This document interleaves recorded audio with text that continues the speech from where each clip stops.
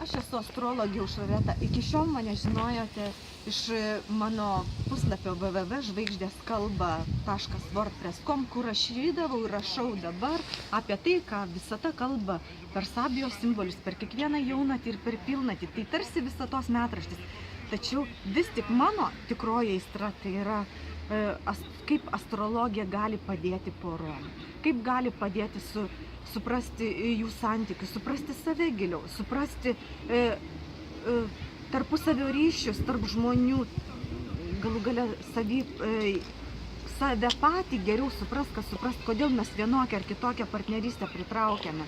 Ir, pavyzdžiui, kai sudedu porų horoskopus du, būtent matosi, kodėl tie žmonės kartu, kaip veikia tarp jų planetos, vis tik kas ta didžioji trauka ir galų gale, kokia priežastis tų santykių, dėl ko du žmonės susitinkam, visada neatsitiktinai susitinkam ir susitikę, ką jie kartu turi padaryti, kodėl vienos santuokos yra būtent